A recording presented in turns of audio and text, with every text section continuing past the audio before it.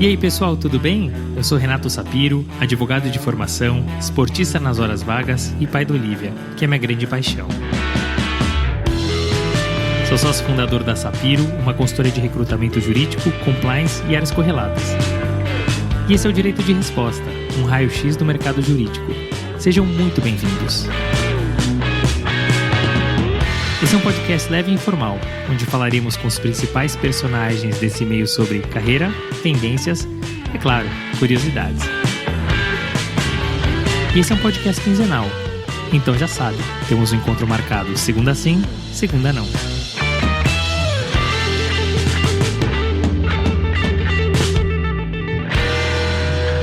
Esse episódio é muito especial. Estamos comemorando os 2 anos do podcast Direito de Resposta. E nós recebemos uma convidada muito especial, Patrícia Vanzolini, primeira mulher presidente da OAB São Paulo, maior seccional do país, quebrando um patriarcado de incríveis 90 anos. E quer saber? Patrícia mostrou que veio e abrilhantou esse episódio. Sem papas na língua, falou sobre a área criminal e seus problemas, a OAB São Paulo e sua imagem frente à comunidade jurídica, diversidade e as políticas necessárias, ensino jurídico e até sobre política. E claro, contou sobre a sua trajetória profissional, causos, bastidores e curiosidades. Episódio marcante para ouvir mais de uma vez. Patrícia é formada em Direito e tem um mestrado e um doutorado, todos pela PUC de São Paulo. É advogada criminalista, sócia fundadora no escritório Brito Vanzolini Advogados, professora há mais de 20 anos, além de autora de livros e atriz. E é a primeira mulher presidente da OAB, maior seccional do país, quebrando um patriarcado de incríveis 90 anos.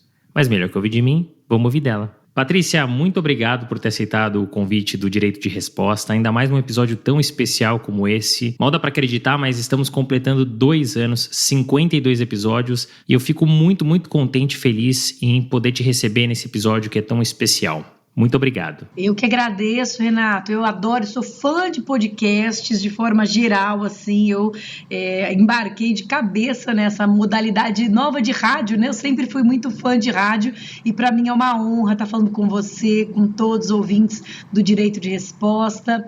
Enfim, vamos lá. Obrigada. Muito obrigado, eu acompanhei alguns dos seus podcasts, foi muito bacana, então muito legal ter você aqui conosco. A gente sempre tem, Patrícia, uma pergunta clássica, a gente sempre inicia com ela. E você tem uma carreira que é sólida, você já está no seu escritório há 18 anos, você tem 10 anos de magistério, mais recentemente, desde janeiro desse ano, você assumiu a presidência da OAB de São Paulo, que é a maior seccional do Brasil, a gente vai falar também bastante sobre isso. De alguma maneira, essa trajetória ela foi planejada e, caso contrário, quais eram os seus objetivos? Olha, Renato, eu acho que nem é muito politicamente correta a minha resposta, mas aqui é jogo da verdade e não foi planejado não, minha vida aconteceu muito, enfim, com uma coisa encadeando na outra. Eu tenho 10 anos de magistério no Mackenzie, né? Mas eu dou aula há mais tempo, dou aula desde 2002 para cursos preparatórios e etc. Mas eu tive uma vida que foi de caminhos tortos, né? Como eu digo, mas eu gosto dos caminhos tortos, acho que eles são mais interessantes do que as linhas retas. Então, só para dar um exemplo, o Direito foi minha segunda faculdade, eu fiz uma primeira faculdade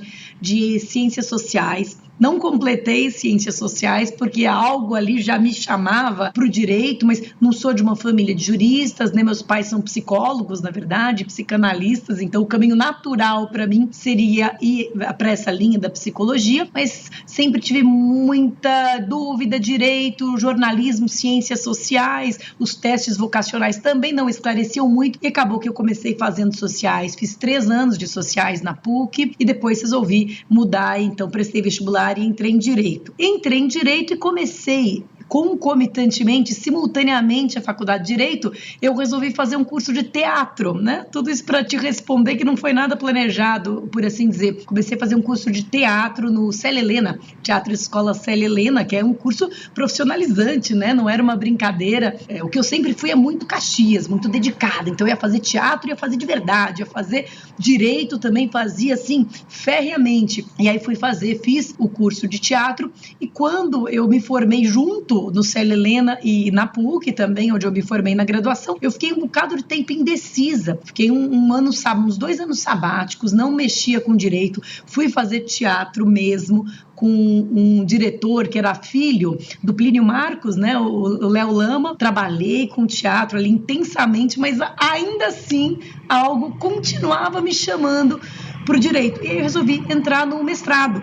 né? Achava que eu gostava de estudar, estava com um pouco de falta assim, de alimento intelectual e entrei no mestrado. E no mestrado eu acho que caíram todas as fichas, né? Por isso eu que dou aula para os jovens, para graduação, eu digo, não se importe muito em se encontrar cedo demais. As coisas te encontram, né? A tua vocação te encontra.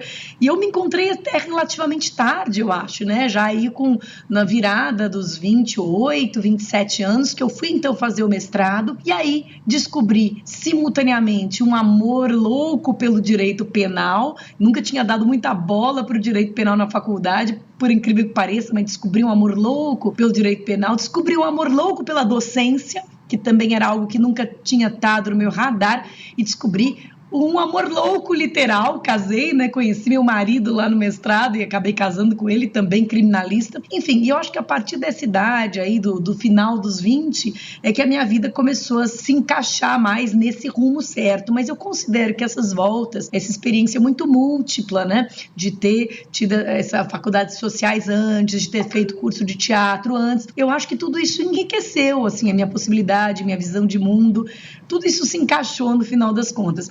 Aí, a partir do mestrado, abri meu escritório, comecei a dar aula, engatei um doutorado, e aí, mais recentemente, entrou no meu radar a questão da política de ordem, né? E me envolvi também apaixonadamente nessa questão da política de ordem desde 2018. Mas foi assim, é uma história que a gente, olhando em retrospecto, vê que as pecinhas todas se encaixavam, mas no meio do caminho eu falava, meu Deus, onde é que vai dar isso? Meus pais, então, acho que ficaram preocupados, mas no final deu tudo certo. Muito bacana, e eu vou dizer para você o seguinte, Patrícia, a gente tem que decidir as coisas muito cedo. 90% dos nossos entrevistados, e olha que a gente já está no 52º episódio, mais de 90%, não planejou a carreira. E olhando para trás, os pontos se conectam, né? Mas é natural ali, quando as coisas estão acontecendo, a gente acha que a gente está perdido, né? E lá na frente só que a gente vai entender que as coisas, elas se conectam. E é muito interessante você trazer a questão do teatro. No último episódio, a gente recebeu o Chico Musnick, sócio fundador do BMA, e ele falou de várias skills que o advogado tem que ter. Dentre elas, ele citou o teatro. E no ano passado, nós tivemos também a oportunidade de receber o Durso, que também foi presidente da OAB e que também fez teatro. E algo que é muito interessante, eu percebo até na área criminal, né, por conta do júri, isso contribui bastante. Agora, antes de entrar na sua carreira, você tem uma formação acadêmica muito forte, né? Porque você formou, é filha da PUC mesmo, né? Você formou na PUC, fez mestrado na PUC, doutorado na PUC. Depois você também dá aula, né? Seleciona no Mackenzie, na Damásio de Jesus, na Escola Superior do Ministério Público, na Escola Superior da Magistratura. Patrícia, o quão importante é essa formação acadêmica e o magistério na sua trajetória profissional? Eu acho que são fundamentais. Eu fiz o doutorado, né? Foi minha última incursão acadêmica e mais profunda. Terminei em 2014 e fiquei seriamente tentada em fazer um segundo doutorado. Depois pensei num pós-doutorado. Bem, acabei assumindo aqui essa incumbência nesse momento, eu não posso, mas eu acho que essa formação, esse aprofundamento acadêmico é fundamental. O mundo que a gente vive é um mundo complexo, né? Os problemas com os quais a gente lida são problemas complexos, mesmo pensando no direito penal, o problema da segurança pública, né? O problema da violência intrínseca à sociedade, são problemas complexos e a gente não tem instrumental se a gente ficar no raso, né? A faculdade, eu acho que ela é o começo da jornada, tanto acadêmica quanto profissional, mas não é o final, não. Então, eu acho que o que eu cresci, né? O meu mestrado foi sobre a questão de constitucionalidade do aborto, da incriminação do aborto, foi numa linha. O meu doutorado foi sobre direito penal e vingança, foi um doutorado com bastante aporte de antropologia, mesmo de psicanálise, né? Para a gente entender o que tem ainda de sentimento de vingança embutido no nosso tão civilizado, aparentemente tão civilizado senso de justiça. E foram duas experiências duras, né? Quem se mete nessa trilha acadêmica sabe que é um parto com dor e sem anestesia, mas é de um crescimento tremendo. Eu acho que nos dá mais condições de ver o mundo, de também esboçar soluções para os problemas. O magistério é uma grande paixão, assim, junto com a advocacia é difícil saber o que eu gosto mais, são duas coisas que eu amo e que eu acho que se complementam, né? Até porque nós advogados, e a isso também vem, o teatro também é um aporte interessante, somos comunicadores de ideias, somos convencedores, né? Nós temos que mostrar ali no processo o mérito da nossa causa, nós criminalistas temos que mostrar o cliente, o réu, né? Nós somos as pessoas que levam a pessoa ao processo, né? O juiz ele só vê papel, os promotores muitas vezes também só veem papel, nós vemos a pessoa e nós temos que traduzir essa pessoa. Eu sempre gostei muito de escrever petição, acho que isso tem a ver com o teatro, tem a ver também com leitura, tem a ver com storytelling, né? Na hora de você escrever uma petição ali, você tem que usar recursos, não são artifícios no sentido de fraudes, mas você tem que usar recursos linguísticos, um jeito que aproxime o leitor, que interesse o leitor, que traga humanidade para o que você está falando. Então eu acho que essas habilidades, a habilidade que me veio do teatro, que também exige muita leitura, né? O teatro não é só estar no palco, é ler também teatro, ler história, né? Então acho que o teatro e ao mesmo tempo o magistério, a docência, dar aula, eu acho que tudo isso vai formando assim um caldo que é interessante. Eu nunca pensei, e às vezes as pessoas me perguntam, você acha que para fazer júri é legal fazer um curso de teatro? Eu honestamente não saberia responder. Para mim não foi assim. Eu não fiz teatro para desenvolver uma habilidade. Fiz teatro que eu queria ser atriz. Quando eu faço as coisas de cabeça, eu queria... Também, o teatro é uma área que exige muito. Você está ali, né, nua e crua, com a cara exposta, enfim, dando vida a personagens. É um processo também difícil por um certo ângulo. Mas eu vejo que essas duas coisas realmente casam muito bem, né? Que a advocacia, a habilidade da sustentação oral, da oratória, claro que eu acho que ela é muito beneficiada por eu ter essa formação aí de 4 anos de teatro. E você sabe que você trouxe um ponto muito interessante, a gente recebeu aqui já alguns criminalistas, eu gosto sempre de fazer essa mesma pergunta para eles, porque a mim gera curiosidade e também acredito para os nossos ouvintes, né? Porque, Patrícia, não é incomum na área criminal, na área penal, o advogado ele ser confundido com o réu que defende. E essa confusão, ela gera uma certa hostilidade, né? E foi até intensificada com essas operações midiáticas, como a própria Lava Jato, e com esse momento sensível político que a gente está vivendo no Brasil. Então, como é que é possível se blindar e preservar a saúde mental? E mais do que isso, como é que você consegue lidar com esse antagonismo existente entre os valores e as convicções pessoais, a sua, né, do advogado, e o eventual crime cometido pelo réu? Como é que você consegue separar essas coisas? Bom, eu acho que, do meu ponto de vista, não há antagonismo, né? As pessoas podem cumprir a lei ou podem descumpri-la, né? Uma pessoa que descumpre a lei não é diferente de mim em nada, né? Aliás, se a gente pensar na seletividade do direito penal, olha, eu vou falar uma coisa que pode chocar, mas certamente não vai surpreender. Eu tenho muitos colegas da minha faculdade, Pontifícia Universidade Católica, que eram usuários de maconha, por exemplo, na minha época de faculdade. Nenhuma delas jamais sofreu uma abordagem, nenhuma delas jamais foi parada pela polícia e nenhuma delas sofreu nenhuma consequência por ter infringido a lei, ao passo que se fossem jovens negros de periferia, muito provavelmente teriam sofrido as consequências por terem infringido a lei. Então, acho que quando a gente começa a estudar também um pouquinho de direito penal e de criminologia, a gente perde essa ingenuidade de separar os homens entre homens de bem e homens que não são de bem, ou mesmo entre infratores e não infratores. Na verdade,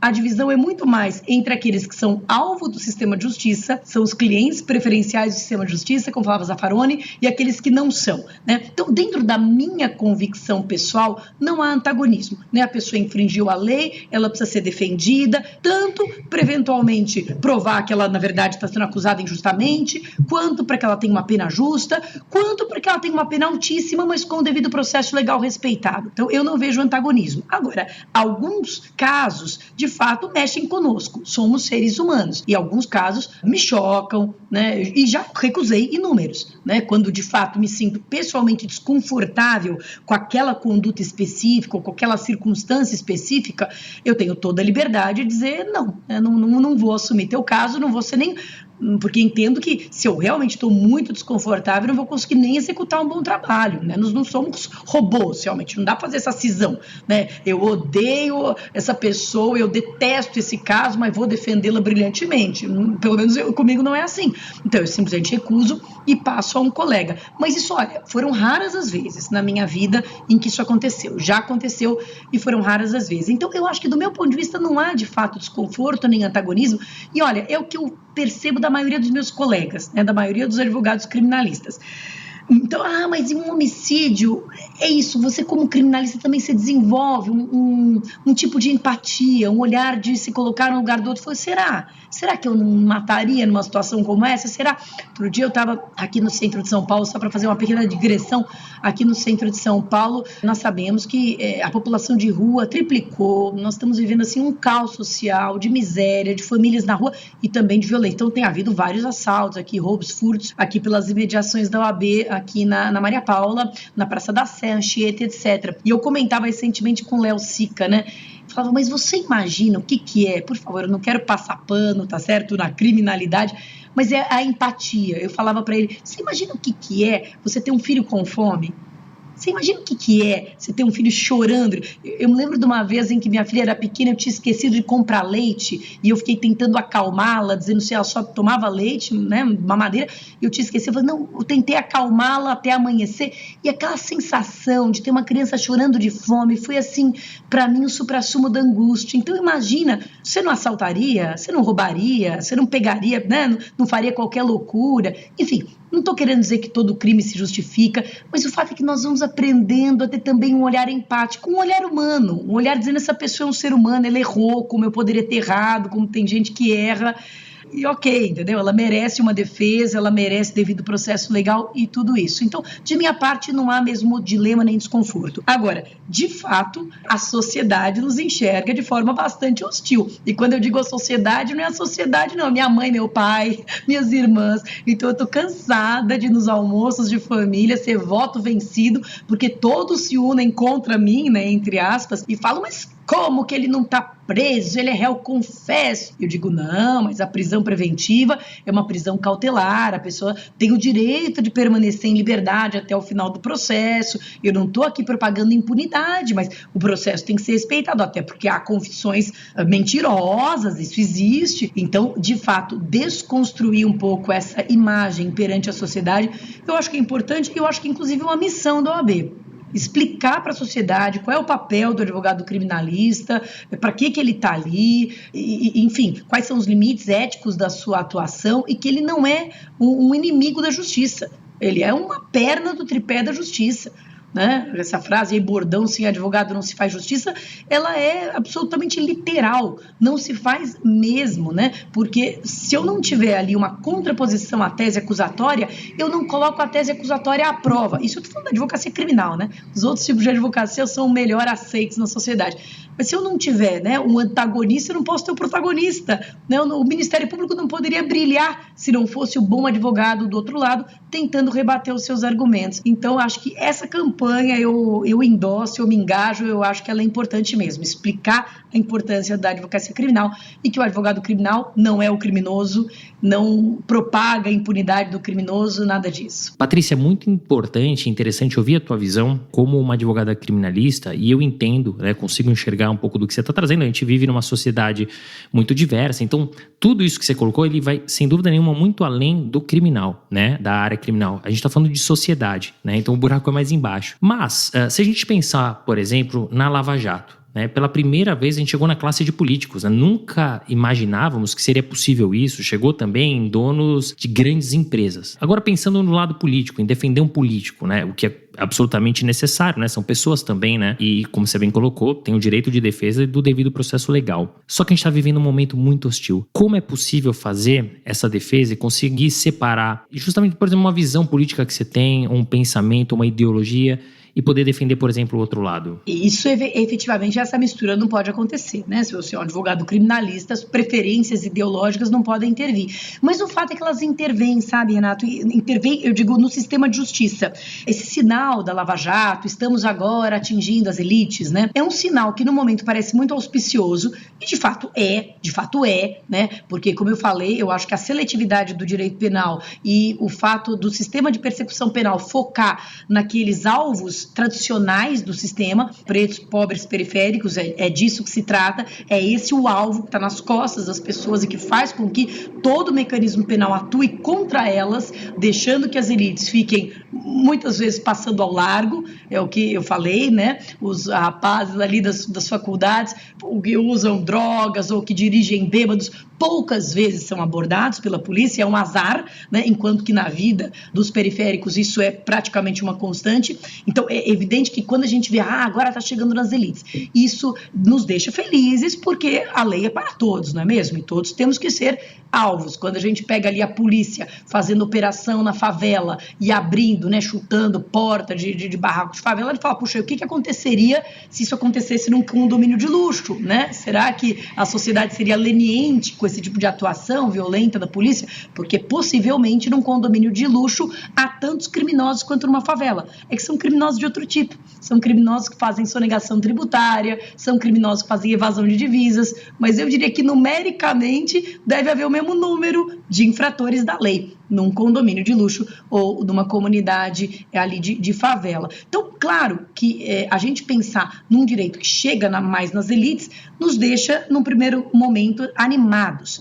Mas existe um movimento, e aqui eu quero falar de forma bastante genérica, né? Sem pontuar Lava Jato, mensalão, ou Manipolite, né? Nada disso. Mas existe um movimento que já é percebido pela criminologia, por todos, pelo próprio Raul Zaffaroni, etc., que é o movimento do lawfare.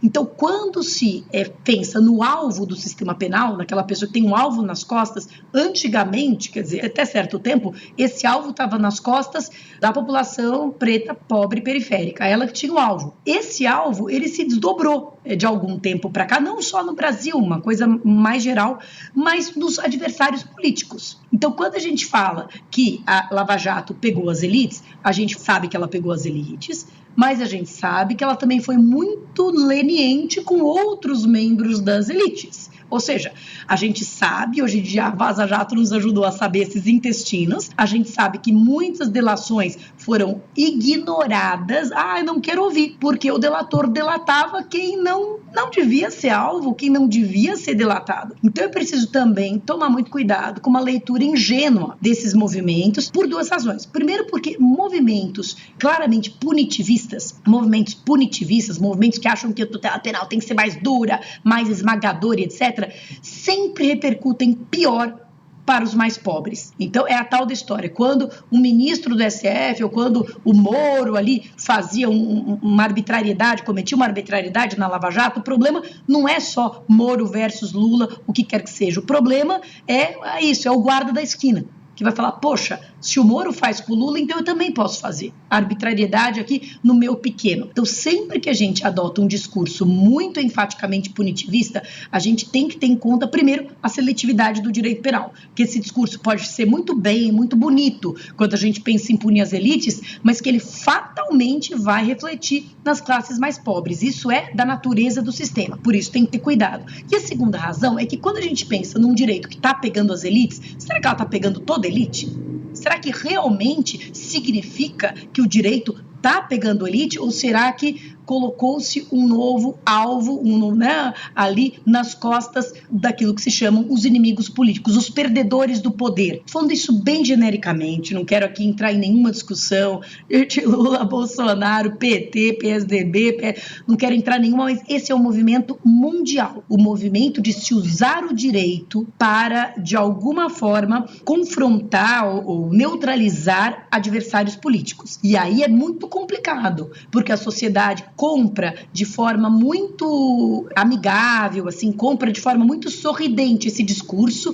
Olha, agora a lei está pegando as elites, mas talvez haja razões não tão nobres, né, por trás desse tipo de movimento. Enfim, é tudo, como a gente falou, né, a questão da vida acadêmica, é tudo mais complexo do que aparece na superfície. Mas, grosso modo, eu acho que o direito penal atinge as elites, é muito salutar, ele tem que atingir todo mundo, e de outro lado, as elites, tal como os menos favorecidos, merecem defesa, podem ser injustamente acusados. Tem gente que é inocente, tem gente que é culpada, tem gente que é culpada e pegou pena grande demais e precisa ter a pena reduzida. Enfim, né? A lei deve servir mesmo para todos. E é engraçado porque a gente está vivendo um momento tão tenso que para tudo a gente tem que explicar a nossa opinião. Não, olha, eu não estou falando do Lula, não estou falando do Bolsonaro, não é direita, esquerda. A gente tem que explicar tudo. É um momento difícil para o nosso país. E a gente não consegue externar com tranquilidade a nossa opinião. Só falar, olha, eu enxergo dessa maneira, ponto, né? Tem que dar o próximo passo. É difícil, espero que a gente possa passar por esse momento muito em breve. Mas interessante ouvir sua visão e entender também que não é Brasil, é mundo e é uma tendência. Agora vamos falar de um assunto muito bacana e que me deixou muito feliz, deixou o mercado jurídico feliz, deixou a advocacia feliz, até que enfim, porque é absolutamente inacreditável que uma instituição do porte da OAB, de São Paulo, a maior seccional do país, 90 anos, a idade de um biso, de uma bisa, não tinha tido uma mulher presidente. Você assumiu o cargo efetivamente agora em janeiro de 2022, mas você comentou que, enfim, já estava inserida nesse movimento político desde 2018. Como é que surgiu essa ideia de entrar para a política e efetivamente se candidatar para esse que é um dos cargos mais importantes na advocacia? E que dificuldades que você encontrou para ser eleita? Você consegue contar um pouquinho de como é que foi esse movimento e dos bastidores? E para fechar, sei que você está no começo ainda do seu mandato, mas qual que é o maior legado que você quer deixar?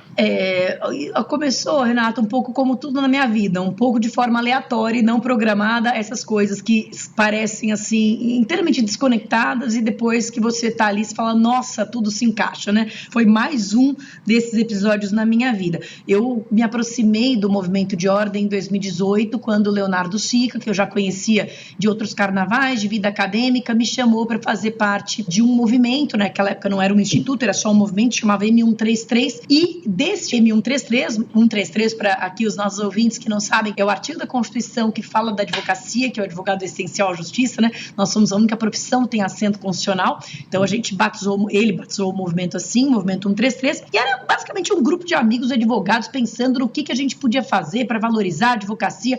Por coincidência, eu e o Leonardo somos criminalistas e nós criminalistas somos uma minoria barulhenta, né? Estima-se que nós somos 5% só da advocacia, mas nós somos 5%, gostamos de falar. Você falou aqui que fez entrevista com o Durso, né? Todo criminalista gosta muito de falar por alguma razão, e também nós somos muito ponto de lança, né? Nós sentimos as agruras da sociedade de forma muito aguda, né? Seja essa hostilidade que você falou, seja a questão de estar envolvido no início, no sistema criminal, que é um sistema bruto, é um sistema seletivo, enfim, nós sempre fazemos muito barulho. Eram vários advogados de vários ramos, mas muitos criminalistas. Começamos a pensar o que fazer e lançamos uma chapa para concorrer em 2018. Eu sempre fico pensando, né, que convite esquisito foi esse que eu recebi, porque o Leonardo Sica me ligou e falou, e aí, Patrícia, como é que você tá? Quanto tempo? Bababá. Queria te fazer um convite. Você quer ser vice na minha chapa para perder as próximas eleições comigo? Vamos perder juntos. E aí, falei, vamos. Ele falou, perder, porque nós éramos uma chapa completamente outsider, né? Não tinha ninguém ali do sistema ordem, concorrendo com chapas muito fortes, né? Com o Marcos da Costa, que tentava a terceira eleição, o Caio Augusto, que era uma dissidência do Marcos da Costa, né? O Sergei Cobra, que era um concorrente fortíssimo, uma pessoa excelente, queridíssima, muito bem falante também, né? O Sergei, e nós ali, né? Enfim, entrando ali como os bebês ali da turma, tínhamos pouca chance. No final das contas, a gente fez uma campanha aguerrida e etc, e ficamos em terceiro lugar no cômputo geral e em primeiro lugar na capital. Nós ganhamos na capital de São Paulo, assim, então foi uma votação, foi o triplo do que a gente esperava. A gente esperava uma votação em torno de 8 mil, a gente teve quase 30 mil votos. Então a gente sentiu que a gente tinha saído com um capital político muito interessante e, sobretudo, né, não apenas com capital político, uma paixão assim, muito flamejante no peito. Resolvemos transformar o M133 de movimento num instituto para realizar ações, enfim, mais organizadas, mais ordenadas, e resolvemos, depois de muito tempo, montar uma chapa, e nessa chapa nós compreendemos enquanto grupo que era justo e que era adequado que eu fosse a cabeça de chapa, né? O Léo já tinha sido a cabeça e eu a vice. Bom, é o seguinte, se a nossa proposta é equidade, vamos inverter, né? Nenhum problema. Invertemos, então, a cabeça de chapa. Eu fui para a cabeça, o Leonardo ficou como meu vice, o restante da chapa a gente aglutinou vários grupos, o Sergei nos apoiou, o Marcos da Costa nos apoiou, de certa forma a gente concentrou a oposição e então vencemos o pleito, né? Numa votação bem acirrada, toda emocionante, né? O Brasil, assim, o meio jurídico acompanhou voto a voto, né? Porque nós começamos perdendo, aí teve uma virada sensacional aí em determinado momento, e fato é que a gente foi eleito com a maior votação da história, né? Nós até achávamos que ia ter uma abstenção muito grande, porque ainda estávamos num momento meio complicado de pandemia, né? Foi 25 de novembro do ano passado, mas tivemos uma votação histórica, 67 mil votos, a maior votação da história das eleições da ordem, e eu fui eleita, então, como primeira mulher em 90 anos, primeira mulher depois de 23 homens, para presidir a maior seccional do Brasil, né? Eu acho que, assim, o fato de nós termos passado 90 anos sem uma mulher é chocante, mas, enfim, vamos ser realistas, né? Boa parte desses 90 anos as mulheres nem existiam, né? Se a gente pensar que esses 90 anos começaram em 32, as mulheres não votavam, né? As mulheres começaram a votar em 34. Então, quanto mais serem eleitas, não teria menor cabimento. Então, eu acho que desse tempo, uma boa parte dele ninguém nem considerava. Mas, de fato, o que me choca é que no último triênio, 2018 a 2021, das 27 seccionais, nenhuma era presidida por uma mulher. Nenhuma, isso aí foi ontem. 2018 a 2021, não tinha nenhuma mulher no Brasil, nenhuma seccional no Brasil presidida por mulher. E foi muito curioso, porque foi esse colégio de presidentes de 27 homens que discutiu, debateu e depois finalmente aprovou, junto com o Conselho Federal, naturalmente, a regra da paridade 50-50, 50-50, 50 homens, 50 mulheres, mas foi uma coisa discutida entre 27 presidentes homens. Isso é bem chocante para mim. E eu acho que é um marco, eu acho que não é um fim em si mesmo, eu acho que, claro, que eu preciso entregar e sinto toda a responsabilidade sobre os meus ombros de entregar uma gestão profissional, competente, moderna, eficiente, enfim. Acho que os desafios são inúmeros, mas não posso deixar de considerar que a minha eleição importa, a representatividade importa, a votação que eu tive, estou aqui personalizando, embora, claro, a eleição seja da chapa, mas a eleição de uma mulher com 67 mil votos importa, porque muitas vezes nós somos alijadas da vida política com essa desculpa, né? Os partidos não investem em concorrentes, em candidatas mulheres, né? Não investem dinheiro mesmo. Tem a candidata mulher para preencher a cota, mas não investe porque ela não é boa de voto, porque não é competitiva, porque não tem chance, e acho que quebrar esse paradigma é importante, e acho que uma mulher em cargos de liderança, cargos de decisão, não é garantia de que vai haver políticas mais inclusivas, né? Verdade seja dita. Nós temos mulheres que não têm essa linha. Mas eu acho que o importante é que a minha chapa elegeu não apenas uma mulher, mas elegeu um programa de inclusão. Um programa que eu estou botando em prática agora, encontrando resistência, encontrando nariz torcido, mas é referendada por 67 mil eleitores que escolheram esse programa. Não é uma pauta oculta, não é algo que eu fingi que não existia desde o começo. Inclusão foi um alicerce do nosso programa. Tanto é que a primeira medida que a nossa gestão tomou foi anunciar a abertura de um edital para preenchimento de vagas do 5º constitucional, pela primeira vez na história, um edital paritário, um edital que vai sair ali nossa lista sextupla, com 3 homens, 3 mulheres e 2 negros ou 2 negras. Então, eu acho que essa combinação realmente é muito importante. Quer dizer, São Paulo elegeu não apenas uma mulher, a primeira mulher em 90 anos. São Paulo elegeu um programa de modernidade, de inclusão e de espaço. E eu sempre gosto de reforçar esse ponto de inclusão, porque inclusão seletiva não é inclusão. Inclusão seletiva é reprodução da exclusão com outros atores. Então, eu não posso pensar na inclusão das mulheres sem pensar na inclusão, sobretudo, dos negros, pretos e pardos, na inclusão das pessoas com deficiência e na inclusão das pessoas LGBTQIA+, porque senão eu estou só querendo ocupar o lugar hegemônico e não criar verdadeira igualdade material. Por isso que o nosso edital saiu com equidade de paridade de gênero e também cota racial de 30%. vão sair 2 negros ou negras da nossa lista sextupla. Então eu acho que esse é um recado muito importante que São Paulo deu, que a advocacia paulista deu, né? A advocacia que é considerado um meio um bocado conservador, e acho que mas talvez não seja tanto quanto a gente pensa. Talvez ele, né, seja um meio que está sedento por mudança, é um mercado muito jovem, e a jovem advocacia encampa em peso esse tipo de pauta. Nós temos mais de metade das mulheres inscritos na OAB, mais de metade são mulheres. Mas se a gente pega com menos de 30 anos, 70% são mulheres. É uma profissão que se feminilizou e se jovializou. E eu acho que talvez essas pessoas absorvam com mais facilidade que os tempos são esses, que o mundo mudou, que inclusão é uma pauta prioritária e que nós vamos levar ela à frente. Então, acho que a minha eleição, sem falsa modéstia, ela é muito significativa por essas 2 razões. E você tem toda a razão. E que seja a primeira de muitas, né? Porque é importante a gente ter, sim, uma mulher no poder, é importante a gente ser inclusivo. E você até adiantou uma pergunta que eu ia fazer, dessa barreira que a gente encontra. Não é à toa que a gente teve 90 anos de presidentes homens, né?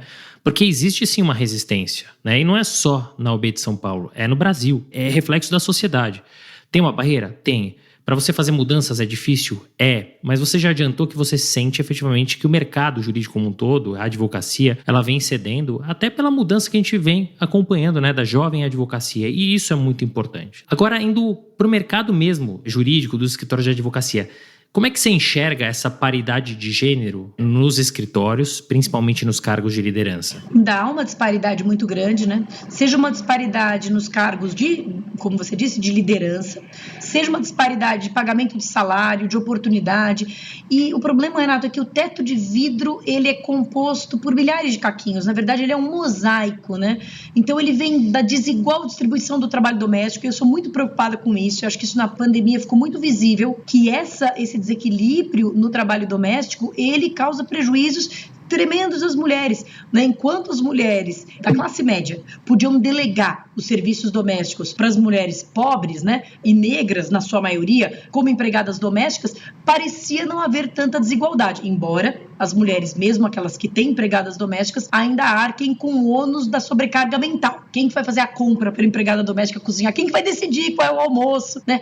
Quem vai, enfim, organizar o trabalho doméstico ainda era da mulher, mas com a pandemia e quando as mulheres da classe média se viram ali dentro de suas casas com os seus maridos e viram recair sobre elas, profissionais, capacitadas, qualificadas, a maioria do ônus do trabalho doméstico, ficou bem claro o quanto isso prejudica o nosso desenvolvimento profissional. Tem uma pesquisa que mostra, Renato, que na pandemia a produção acadêmica dos professores homens subiu muitíssimo, né? Com home office mais tranquila, vou ficar lá escrevendo artigo. E a produção acadêmica das mulheres despencou. Então, quando ficamos dentro das nossas casas sem as auxiliares e funcionárias domésticas, que ademais são mulheres, mas aí se viu, né, o quanto o fato de estar com essa sobrecarga, com esse nível de exaustão, com esse nível de tarefas, de multitarefas, é ruim e prejudica a subida das mulheres. Então, eu acho que existem desde fatores, digamos assim, muito intrínsecos da formação da nossa sociedade, como o desequilíbrio mesmo na distribuição do trabalho doméstico e no cuidado da prole,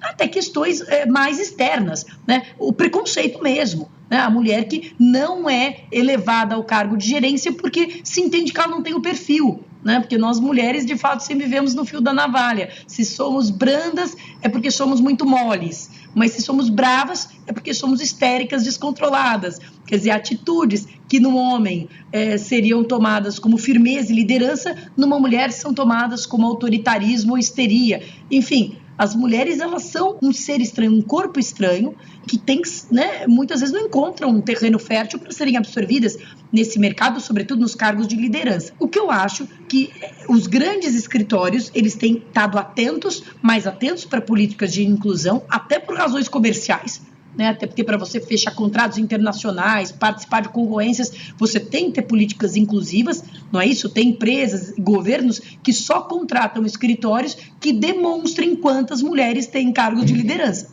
O mercado começa a exigir isso competitivamente e aí começa a haver uma mudança. Mas um outro movimento, então acho que o mercado tem que exigir, né? Você tem que contratar escritórios que tenham mulheres, você tem que valorizar, premiar, enaltecer.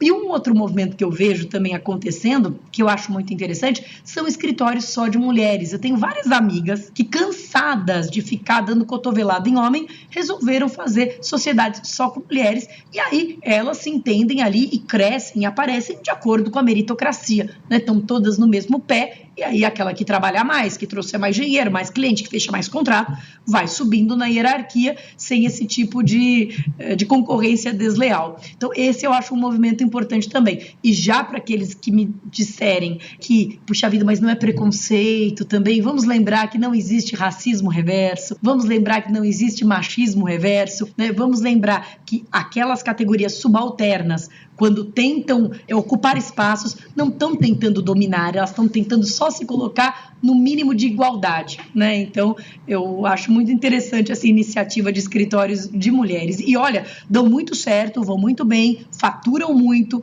tem muitos contratos e acho que é uma tendência interessante de se observar. E é sim, Patrícia, eu estou o tempo inteiro em contato com o mercado jurídico, eu acompanho muito o crescimento desses escritórios, e são escritórios, sem dúvida nenhuma, de muito sucesso e são muito competentes.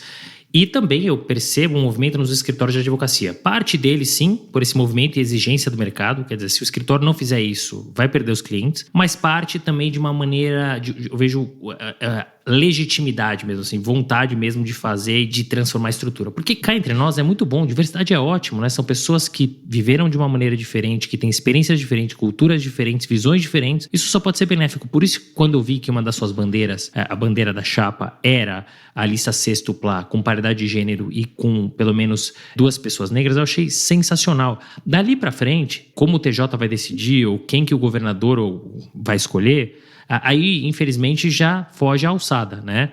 Mas a parte de vocês está sendo feita, né? E é importante, a gente precisa fazer esses movimentos. Que seja de maneira forçada mesmo, como o mercado está exigindo de alguns escritórios, que seja de uma maneira legítima como você, como a OAB, como a sua chapa e como alguns escritórios de advocacia têm feito. Falando em OAB, eu fui buscar alguns números e eu fiquei bastante surpreso. A gente está falando aqui só da OAB de São Paulo, hein? 2.000 empregados, orçamento de 350 milhões de reais, 254 subseções, 915 postos de atendimento. Acho que eu vi uma entrevista, as pessoas falaram que é um número superior ao número de McDonald's que tem, né? Como é que é possível, Patrícia, gerir uma máquina desse porte sem ter uma experiência prévia na administração? De fato, é um porte de uma empresa de grande porte ou de uma prefeitura de médio porte e que tem vantagens e desvantagens. A vantagem é que essa estrutura, ela é muito sólida, né? No sentido de que as coisas funcionam, e funcionam graças ao corpo efetivo. Então, graças aos funcionários que estão na ordem, e aí eu faço um parênteses e faço também um agradecimento aos funcionários da ordem, porque é muito curioso ver o amor que eles têm pela ordem. É comum eu tenho uma iniciativa aqui na minha gestão que chama Café com a Presidente. Então, cada mês eu escolho um departamento para tomar café com os funcionários, com os colaboradores e conversar com eles. E é muito comum pessoas que estão há 20, há 30 anos aqui na ordem e amam o que fazem e dão sangue, dão a vida, e essas pessoas são a espinha dorsal, são a coluna da ordem. Então, as coisas efetivamente funcionam. Agora, a nós, gestores, que não somos, de fato, administradores, como os políticos, né? Você tem aí um político que é médico, um político, mas o que ele precisa fazer? Se cercar de um corpo técnico competente e dar, a nossa missão como gestores, é dar as diretrizes políticas. E quando eu falo políticas, é de política da administração, né? Não é só política, as diretrizes políticas da regência da instituição. Então, embora essa máquina seja colossal e, de certa forma, ela seja bem azeitada, no sentido de que ela funciona sozinha, praticamente, ela também é um bocado obsoleta, ela também é um bocado burocrática, ela também é um bocado morosa, né? Não analógica, não tem digitalização de nada, e isso é uma diretriz, é uma política que eu estou implementando na nossa instituição, né? Modernizar, dar transparência, modernidade para os processos, informatização, compliance, integridade, prestação de contas, né? É, de fato, trazer o AB para o século XXI. E aí o que a gente precisa é de bons profissionais da área, né? Que a gente vai contratando, auditorias, controller, quer dizer, a gente vai selecionando os profissionais aí, até mesmo de mercado, ou os valores que nós temos internamente, para, de acordo com as nossas diretrizes, irem botando a instituição no prumo. Mas é um trabalho hercúleo, de fato, e que a gente pensa, fica olhando e cada dia é intenso e são 3 anos, né? Até porque uma das nossas bandeiras é o não à reeleição, e eu disse isso e afirmei, e ao contrário do meu antecessor, vou honrar esse compromisso, não quero ser reeleita nem nada, mas então é um senso de urgência. Mas acho que é um senso de urgência positivo, assim, não há tempo a perder, já perdemos muito tempo. A Ordem, ela é uma instituição que foi crescendo junto com a advocacia, mas a advocacia, ela sofreu um crescimento, digamos assim, explosivo, né? Na minha época, nos anos 90, eram 300 faculdades de direito, hoje são 1.200. Hoje nós temos 1.300.000 advogados, com a perspectiva de 2024 chegar a 2 milhões. Então a própria classe cresceu de um jeito descomunal. E a OAB também, mas cresceu como uma cidade desordenada, sabe? Essas cidades como São Paulo, assim, com puxadinho, um bairro aqui, e chega uma hora que precisa ter uma visão mais Niemeyer aí da cidade, olhar e falar, não, peraí, isso aqui não tá funcionando, não tá dando certo, mas a equipe é boa, tá muito engajada, tá com muito sangue nos olhos e a gente vai conseguir entregar. Vai sim, e a OAB precisava disso, precisava se atualizar, precisava estar ligada ao século XXI, às inovações e tecnologias. Como você falou, uma empresa. A empresa tem compliance? Tem. A empresa passa por auditoria? Passa. Então a OAB também tem que ter tudo isso. Muito bacana. Então que você está implementando tudo isso. E você falou desse trabalho pesado, intenso e necessário que é a OAB. Mas além da presença da OAB, você é advogada, você é professora, autora de livros e é mãe. Como é que é possível conciliar todas essas atividades, e olha que não são poucas, em só 24 horas? Tendo uma boa equipe, né? Uma boa equipe é tudo na vida. Então, o meu escritório, eu continuo advogando, né? Claro, mas tem uma equipe que toca ali o operacional, toca o pesado, o dia a dia.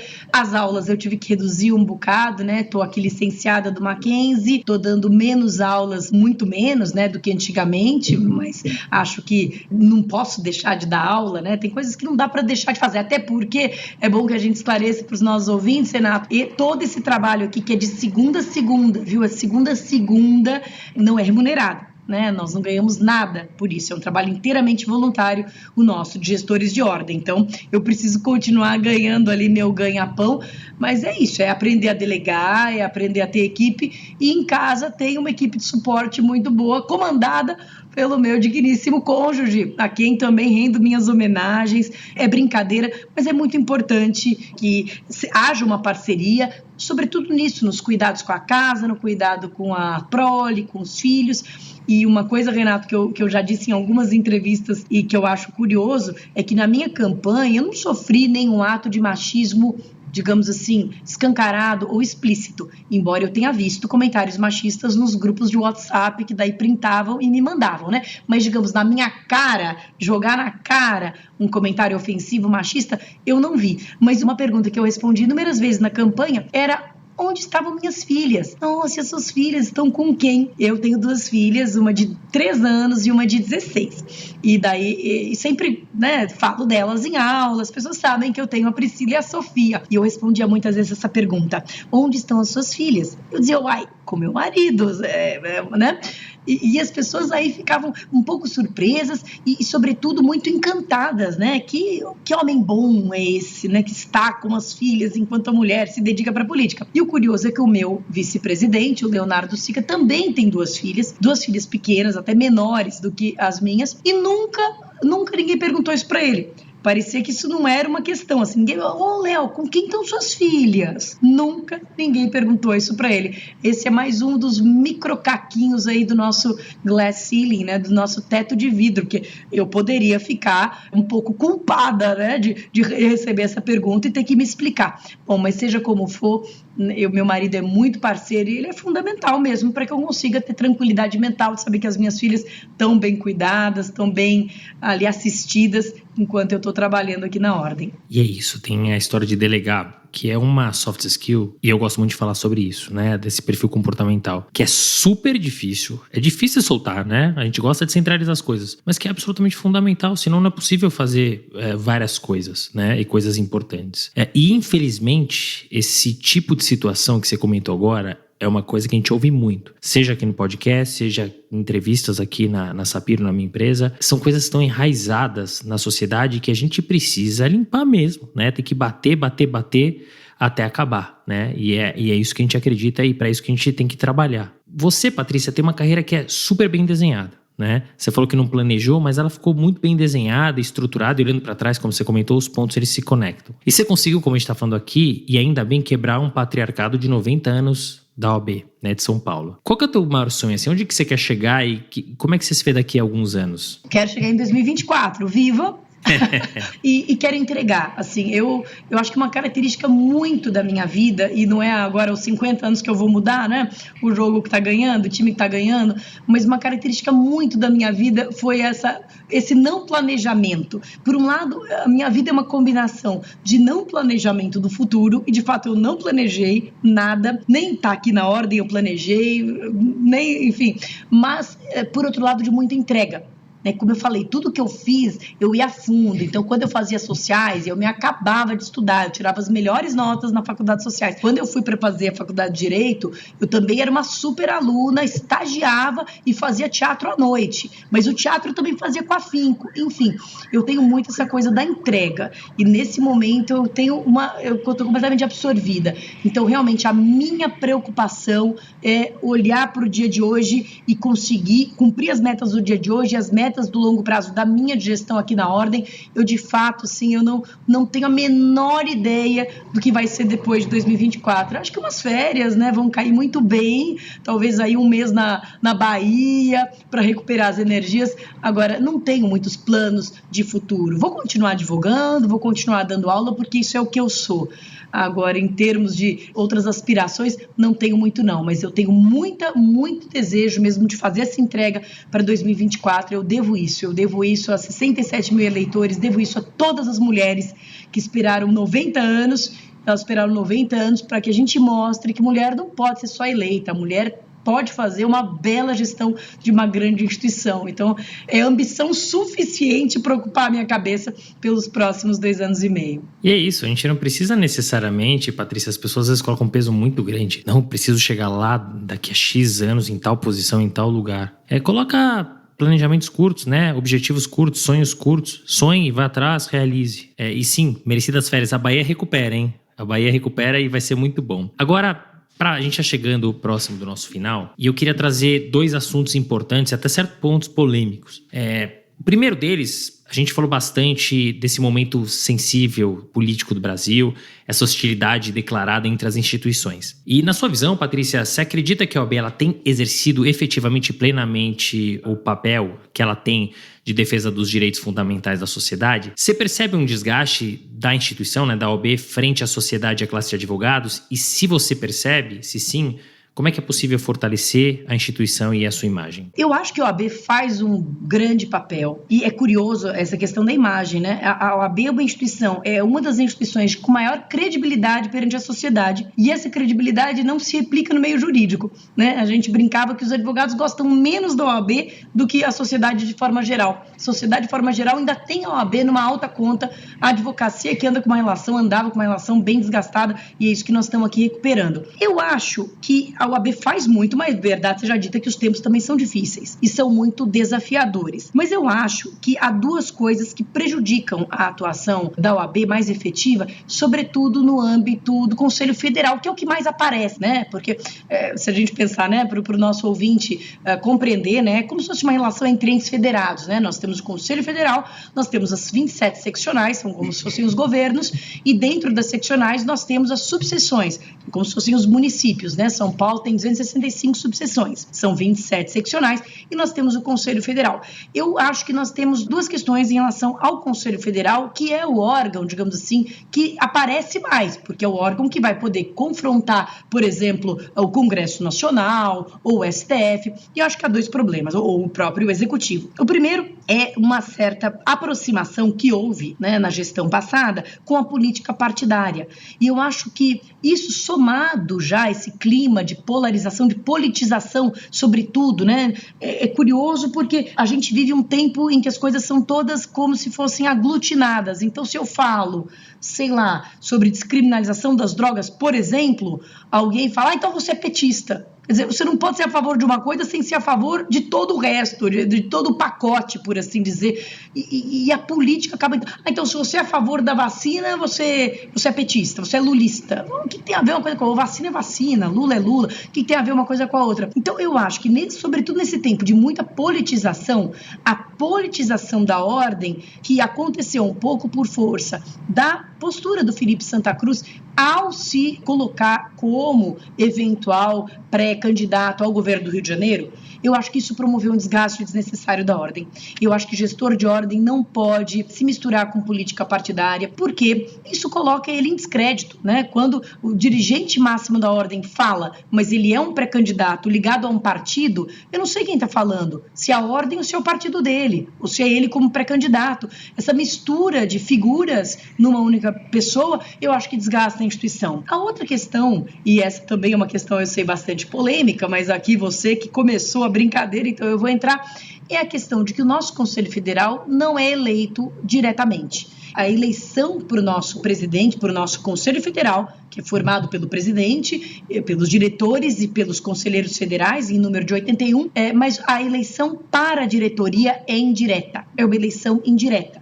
E eu acho que isso dá uma lacuna de legitimidade, porque quando a OAB se manifesta, uma parcela considerável da advocacia vai dizer, olha, não está falando por mim, né? Não tem legitimidade para falar sobre isso, sobre aquilo, por mim. E eu acho que essa carência de representatividade torna os posicionamentos da ordem mais frágeis, porque daí ficam posicionamentos de uma pessoa e não daquele corpo de um exército de 1.300.000 pessoas. Claro que nunca vai haver unanimidade nessas 1.300.000 pessoas, mas há sim legitimidade. Né? Quando eu banco, e muitas vezes com o nariz torcido para mim, mas eu banco a minha política de inclusão, eu falo, vou sim fazer um edital paritário para o 5º, eu digo, eu vou fazer porque 67.000 pessoas votaram nisso, não sou eu sozinho, não é uma maluquice da minha cabeça. Eu tenho ali todo um corpo que está endossando o meu posicionamento. Então, eu tenho uma posição bem clara, me dou muito bem com o atual presidente, Beto Simonetti, acho que ele tem feito um trabalho importante, ele tem um estilo mais discreto, o que eu acho bom também, né? Porque eu acho que querer holofotes não é o sentido disso. Eu acho que ele tem uma atuação discreta, firme, mas tenho essa questão aqui, nós em São Paulo temos essa defesa das eleições diretas para votação da direção, né, da presidência do Conselho Federal. Fora isso, fora essas duas questões, quer dizer, não misturar política partidária e ter eleição direta para o presidente da ordem, eu acho que o que a ordem tem que fazer é se manter num equilíbrio de proteção das instituições, E muitas vezes a proteção das instituições vai favorecer o seu inimigo político, ou o seu, não é inimigo político, porque isso até é meio infantil, mas enfim... Adversário. O seu adversário, alguém de um campo, de um espectro político com o qual você não concorda. Não tem importância. A instituição tem que ser a favor das instituições. Então, STF, ele erra, mas ele é a nossa Suprema Corte, ele tem que ser respeitado sim, da mesma forma que o nosso Congresso. Muitas vezes eu fico com vergonha dele, mas eu não quero que ele seja fechado. Não é o caminho. O caminho é amadurecer, não é a gente retroceder. E o Executivo, quer dizer, cada qual no seu quadrado, dentro de um sistema que ao mesmo tempo tem freios e contrapesos, mas tem independência das instituições e dos poderes, e eu acho que a OAB tem que zelar por isso. Por ter uma conduta equilibrada, serena, dizendo o que pode, o que não pode, vamos até aqui, a partir daqui já não é mais liberdade de expressão. Eu acho que a OAB tem que ser firme e serena ao mesmo tempo. Eu acho que ela pode ajudar muito. E eu adorei a sua resposta, Patrícia, porque quando eu pensei nessa pergunta, e ela é uma pergunta polêmica mesmo, né? E você pode responder de uma maneira mais simplista, não entrar no detalhe e não colocar o dedo na ferida, ou você pode colocar o dedo na ferida. Foi o que você fez. E é excelente. É isso que a gente precisa. É isso que a gente precisa. A gente tem que colocar o dedo na ferida, a gente tem que falar sobre as coisas, né? A OAB, ela é uma instituição muito importante. Quando ela se mistura na política partidária, ela se suja. Ela perde a legitimidade em coisas muito importantes. Então, eu fico muito feliz em ouvir a tua visão, o teu relato, a tua opinião, e eu tô 100% de acordo com ela. Então, muito, muito obrigado por dividir isso com a gente e de maneira tão direta, transparente. Eu simplesmente adorei. Muito obrigado. Podemos ir pro segundo tema polêmico? Vamos! Vamos lá. Eu, pessoalmente, as pessoas que acompanham aqui, os ouvintes, sabem, eu sou um crítico contumaz do ensino jurídico no Brasil. Assim, ele teve pequenas mudanças desde que ele começou, né? Então, além do ensino jurídico ele está desatualizado, a cada dia, como você bem colocou, surgem novas faculdades. Você falou no Brasil, só no estado de São Paulo são 150 cursos de direitos e que formam dezenas de profissionais preparados, que são jogados no mercado e que acabam sendo forçados a aceitar trabalhos super mal remunerados e com baixo desenvolvimento intelectual. Dito isso, Patrícia, qual que é a sua visão sobre o nosso ensino jurídico? Que habilidades que deveriam ser ensinadas e que não são? E mais do que isso, né? Que é um tema muito importante. Como é que a gente pode equalizar e dar oportunidade para essa enxurrada de profissional que são largados no mercado jurídico após se formarem? E como é que a OAB pode contribuir com isso? Bem, a tua premissa, eu concordo com ela inteiramente. Eu também sou uma crítica e sou uma observadora preocupada da qualidade do ensino jurídico, né? A gente sabe que toda faca tem os dois gumes e a questão da universalização do ensino superior, que é tão importante, incluiu tanta gente, mas, por outro lado, acabou regulamentando uma postura, um tipo de política educacional que permitiu a abertura de cursos, eu acho que com pouco critério, né, com um critério muito baixo de exigência. Nós temos na OAB a Comissão de Ensino Jurídico, e essa Comissão de Ensino Jurídico, ela dá pareceres opinativos nos cursos que pedem o seu cadastramento no MEC. Nós não temos um parecer que possa excluir, né? Não temos um parecer assim, mas é um parecer opinativo. E o que nós sabemos é que para uma entidade se credenciar junto ao MEC é muito fácil. O nível de exigência, a meu ver, é pequeno. Acho que o MEC deveria ser uma instituição muito mais rigorosa. Mas, enfim, é o que temos aí. E além de cursos, eu concordo com essas duas avaliações, além dos cursos muitas vezes não terem a qualidade mínima, eles, mesmo aqueles que são cursos de qualidade, a gente tem que pensar que são cursos muitas vezes engessados num passado que não existe mais, ensinando uma porção de coisa que não se usa mais e negligenciando uma porção de coisas que hoje dão o tom, né? Eu vou dar um exemplo que é toda a questão da justiça negocial, da mediação, da arbitragem, da negociação penal, que hoje está entrando com força aí, vai entrar com cada vez mais força. Os advogados não são formados para negociar, eles são formados para litigar na maioria das faculdades. Eles não têm, eu não tive, e olha, nas faculdades que eu vejo hoje em dia, também os alunos não saem com capacitação para negociação. Isso é uma habilidade que se desenvolve, isso é uma técnica, isso não é... Tem gente que tem mais o dom, menos o dom, mas não é uma questão de dom, é uma questão de aprender. Como é que se negocia? Nós não somos formados para isso. Então, acho que nós temos um problema mesmo da qualidade e nós temos um problema da nossa grade curricular muito descompassada com o que hoje o mercado exige, com o que hoje o direito exige. Nós sabemos que, eu estou focando na questão da justiça negocial, porque nós sabemos que essa é a tendência, porque o judiciário não dá conta de absorver todos os litígios, né? Não tem como, essa conta não fecha. Então, ou os advogados ajudam a resolver problema de outra forma, ou a gente vai ter sempre ali uma justiça inoperante que nos envergonha, que não dá conta. Enfim, então acho que há grandes problemas nesses dois sentidos. O que nós, como entidade, podemos fazer é, primeiro, dar os nossos pareceres opinativos, sendo bem rigorosos. E aí, pelo menos a minha orientação aqui para a minha comissão sejam rigorosos, no sentido de avaliem de fato o que vai ser um advogado que possa ser bem absorvido pelo mercado de trabalho. A outra coisa é fazer uma formação complementar, né? De alguma forma ajudar essa pessoa que sai mal formada ou sai inadequadamente formada a encontrar espaço. E para isso, uma das meninas dos olhos da minha gestão é a ESA, né? A Escola Superior da Advocacia. Nós temos uma estrutura grande que é a ESA e que agora está comandada por um professor muito querido, muito conhecido, Flávio Tartucci, e realmente esse é um projeto do coração, porque eu, como professora, eu acredito mesmo em educação, a gente começou, né, a tua primeira pergunta foi sobre isso, em que medida a minha vida acadêmica tinha contribuído. Puxa vida, meu sonho era que todo mundo pudesse fazer um mestrado, um doutorado, não necessariamente para seguir uma carreira acadêmica, mas porque na medida em que você tem que pensar, estudar e se aprofundar, a sua cabeça se abre, é natural, você fica mais, enfim, antenado com o mundo que você vive. Então, é fortalecer a ESA para que a ESA consiga. Primeiro, a ESA aqui, a nossa ESA, ela tem 3 objetivos fundamentais. O primeiro objetivo, fornecer qualificação mínima. Então, é fazer uma equalização. Sai do mercado assim, a gente tem que fazer assim. Ah, mas o exame de ordem já não faz assim? Não faz. O exame de ordem passa uma primeira régua, mas ele não faz assim. Ainda mesmo aqueles que são aprovados no exame de ordem estão muito desequalizados. Então, primeiro, a ESA precisa equalizar todo mundo e dentro de uma perspectiva do que é útil para o advogado, né? Não de discussões acadêmicas, do que é útil para o advogado. Segundo objetivo da ESA é abrir mercado de trabalho. É justamente fazer isso. Olha, o mercado de trabalho de direito penal está saturado, mas em arbitragem não, né? Em negociação não, enfim, abrir mercado de trabalho. E o terceiro objetivo da nossa ESA é, de fato, difundir princípios, valores, que são os valores institucionais. Nós estamos criando, por exemplo, na ESA, um curso muito bacana de educação antirracista, né? Porque nós sentimos que esse também é um curso que vai ser aberto e free, né? Gratuito para toda a advocacia, porque a gente acha que entender o que é o machismo estrutural, entender o que é racismo estrutural, isso é importante e a OAB tem como missão institucional propagar esses valores, e eu acho que propagar valores é através da educação, é através da cultura, né? Acho que esse é o melhor meio. Mas então eu acho que nós podemos contribuir assim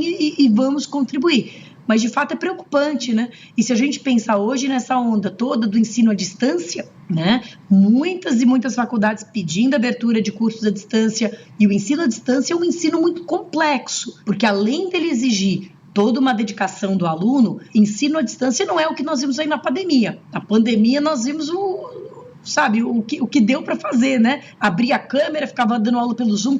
Ensino à distância tem todo um planejamento, uma regulamentação que não é simples e que exige também um esforço dos professores, dos coordenadores para fazer bem feito. Senão, fica uma tremenda gambiarra. E aí o meu medo é que isso piore ainda a situação, né? Porque são cursos que, em tese, são mais baratos, não precisam sequer de estrutura física, então tem que ter um controle de qualidade rigoroso em cima dessa questão do ensino EAD, eu acho. E a gente está falando da pontinha do iceberg, né, quando a gente fala do ensino à distância. As pessoas me perguntam, mas a OAB, ela já não barra muita gente? Ela barra, mas e aí, o que você faz com essa turma, né? E a galera que passa, que 6, 7, 8, 9, 10 exames, mas passa. O que você faz com essa pessoa depois? Então, é muito duro, é muito difícil, né? E você falou quase 2 milhões, né? Você falou, acho que 2024, 2 milhões de advogados. Tem espaço para tudo isso? Então, tem que abrir outras portas, outros caminhos e dar outras oportunidades. Muito bom ouvir isso de uma professora e da presidente da maior seccional do país. A gente está chegando no final do bate-papo e eu adoro entrevistar professor, eu sempre falo. A comunicação, as ideias, o discurso, tudo fica concatenado, né? E você trouxe coisas muito importantes ao longo desse episódio. Mas se você puder fechar, Patrícia, que conselho que você traria para os nossos ouvintes? Ou conselhos? Bom, os nossos ouvintes eu suponho que sejam do mundo jurídico, né? Sejam advogados, sejam jovens advogados, advogadas.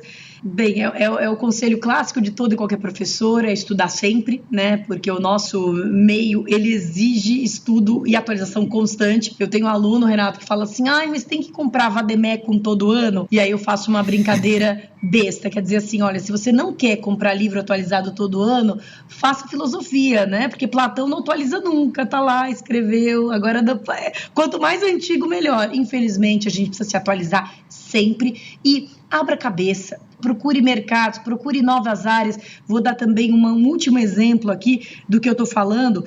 Nós temos uma profissão emergente que é muito interessante e que não está sendo ocupada pelo meio jurídico por falta de qualificação e preparação, que é o mercado de DPOs. Né? É o mercado daquele gerente de proteção de dados. Toda e qualquer, depois da lei de proteção de dados, toda e qualquer pequena prefeitura, pequena empresa, uma rádio, uma TV, precisa de alguém que entenda de proteção de dados. E esse cargo de DPO está sendo ocupado principalmente por pessoas da tecnologia, da TI. O cara de TI, ele pode entender de como é que é o fluxo do dado, como é que o dado sai daqui e vai para lá, mas ele entende de legislação. Então, é uma área, por exemplo, absolutamente nova, promissora, né? Não tem aquele ditado de que no mar azul a concorrência é menor, né? Quer dizer, é isso. Se você vai para uma área que está nova, que está inexplorada, você tem muito menos concorrência, você pode nadar de braçada, por assim dizer. Nós vamos lançar e já estamos estruturando um curso aqui pela OAB, pela ESA, de formação de DPOs. Vai ser o melhor curso do Brasil e de formação desse profissional novo, que não existia antes, que junta conhecimento jurídico com tecnologia e que vai ter mercado de trabalho aí a rodo para dar e vender, né? E que não está explorado por enquanto. Então, abra a cabeça, pesquise, veja novas áreas, veja novos ramos, né? Vá para os nichos ainda inexplorados, porque sempre vai ter espaço para bons profissionais, criativos, fora da caixinha. Então, é isso. Confia que vai dar certo. E essa é uma ótima dica, Patrícia, porque a gente tem muitas áreas novas do direito. Você falou do DPO, da LGPD, a gente está falando de tecnologia, direito da internet, tem o Open Finance, né? Então tem muita coisa relacionada à fintech, agora a regulamentação das criptomoedas, NFTs, tokens. A gente vem agora, muito possivelmente, em breve, com o Open Insurance, né, de seguros, depois o Open Health, de saúde. Então, tem tanta coisa que a gente pode explorar e que está inexplorada e que vai agora bombar nos próximos 2 anos. Então, fiquem atentos a essas oportunidades. O teu conselho foi cirúrgico. E olha, esse episódio está em ótimas mãos. Fico muito contente em ter você aqui nesse episódio que é tão especial, que é o episódio de 2 anos de aniversário do Direito de Resposta. E mais do que isso, tenho plena convicção, já tinha e confirmei, a OAB São Paulo está em ótimas mãos. Eu tenho certeza que você vai fazer um mandato excepcional. Desejo muita sorte, muito boa sorte, sucesso e muito, muito obrigado por ter aceitado o nosso convite. Foi um prazer te receber. Obrigada, Renato. Obrigada a todos os ouvintes aqui do podcast. Foi uma delícia. Como eu disse, eu sou uma amante do rádio, agora desse novo rádio, que é o mundo dos podcasts, ainda mais quando eles têm cultura jurídica, informação útil para ser disseminada pela sociedade. Muito obrigada por esse espaço, OAB parceira, conte conosco para tudo. Fim de papo. Se você gostou, recomenda para seus amigos. Se não, fala comigo que eu quero te ouvir. Até a próxima.